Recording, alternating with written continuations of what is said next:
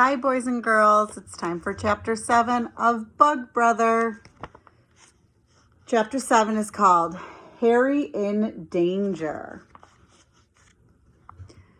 Rima and I walked around and around Aunt Nora. She was still wearing her glasses. She looks so weird, said Rima, but kind of happy too. At least you know your cape's working again. All it needed was a bit of watering. The magic only seems to happen when the cape's wet. I crouched down. Hey, look, Aunt Nora's still breathing. So she is. Do you think she can hear us too? Maybe.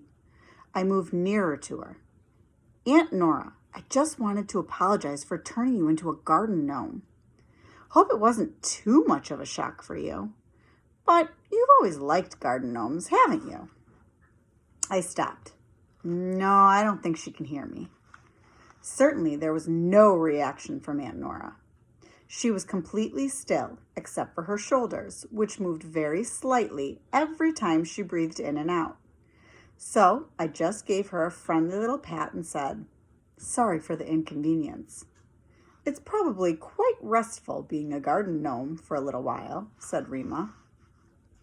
And I'll turn her back soon. But first, we've got to find Harry. We ran to the apple tree where Rima had told him to wait. He was nowhere to be seen.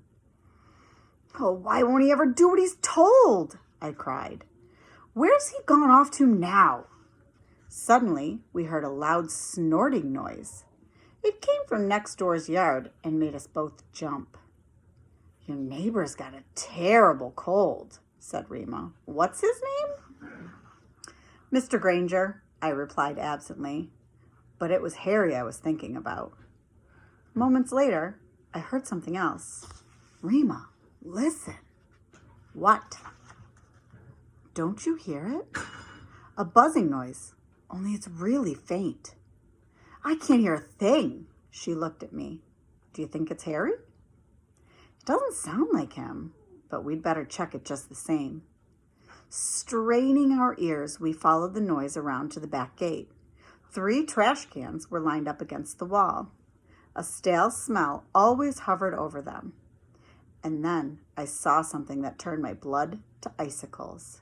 A spider web was stretched clear across one wall, and trapped right in the middle of it was Harry. Rima gasped with horror. Oh no, poor little Harry! He wriggled his legs and gave another sad, frightened buzz. Immediately, I tried to pull him out. No, don't do that, screeched Rima. You could tear his wings or pull one of his legs off. Oh, all right. She'd scare me a bit yelling like that, but the last thing I wanted to do was squash Harry. I started to shake the web. There's Harry trapped in the middle of the spider's web. That's no good either, cried Rima. He'll only get more stuck, and the vibrations on the web will make the spider come back. I bet it's a really huge spider, too. What do you suggest we do then? I asked huffily. Ask the spider to let him out. Get a spoon. A spoon? I repeated. I had to admit, that was a really good idea. I tore into the kitchen, pulled a large spoon out of the drawer, and dashed back. Rima was crouched down and whispering to Harry, Please stop twitching your legs. It will only get you more tangled. Don't panic, Harry, I said. We'll soon have you out of this torture chamber. I'm armed now, I added, waving the spoon in the air. I started pulling away at the web. It felt silky and sticky, like really thin bubble gum, and was wound tightly around Harry's body. But I slowly unpicked it bit by bit. Rima was watching me keenly. Right, get Harry out now.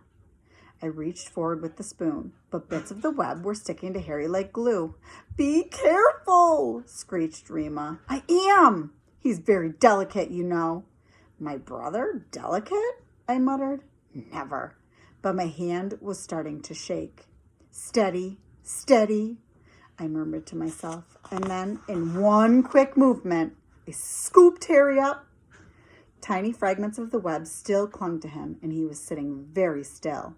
But he was free. I felt quite wobbly with relief, but hid it by trying to say something funny. There we are, I joked, holding out the spoon.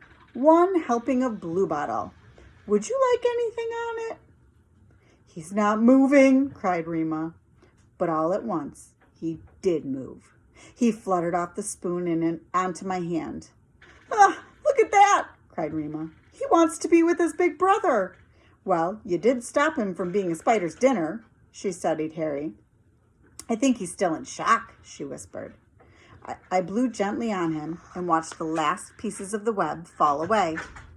I said, cheer up, little bug brother. I've got my cape working again, so I can definitely change you back. Some of his buzz returned when he heard that. I just need to wet the cape, Harry, and then, before I could say anything else, the doorbell rang.